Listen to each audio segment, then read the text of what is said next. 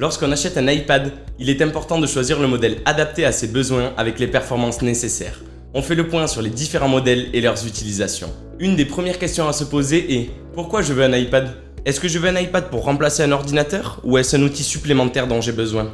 On va distinguer deux utilisations pour l'iPad, la personnelle et la professionnelle. Dans le cadre du loisir, on aura tendance à vous conseiller l'iPad classique ou l'iPad mini. L'iPad classique va être principalement axé sur le loisir et la gestion bureautique de premier ordre. Il sera l'outil idéal en complément de votre MacBook, que ce soit pour lier vos activités entre iPhone, iPad et Mac, ce qui représente un gain de temps considérable, mais aussi pour de nombreuses tâches quotidiennes. Nos équipes éducation chez eConcept apportent chaque semaine des solutions pratiques à de nombreux établissements pour enseignants comme élèves, afin de leur confier des outils adaptés pour le suivi pédagogique et les aider vers la réussite en classe. On rappelle d'ailleurs aux étudiants et aux enseignants qu'ils bénéficient de 5% sur l'iPad toute l'année, en magasin ou sur notre site econcept.fr.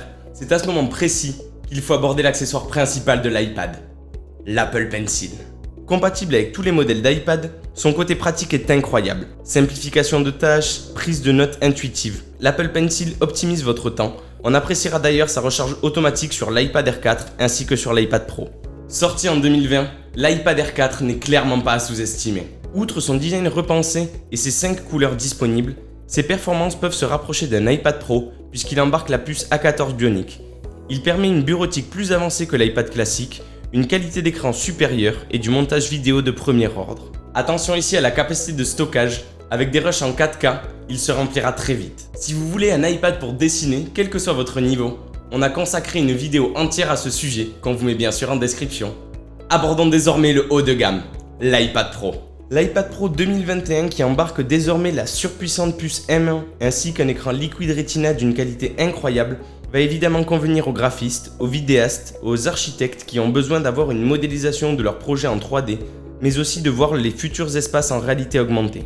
L'iPad Pro sera aussi parfaitement adapté à d'autres utilisations, comme par exemple de la bureautique plus avancée. Si j'utilise mon iPad dans le cadre de mon travail, ai-je forcément besoin d'un iPad Pro ? Eh bien pas forcément. Deux questions vont se poser ici, la puissance et la taille.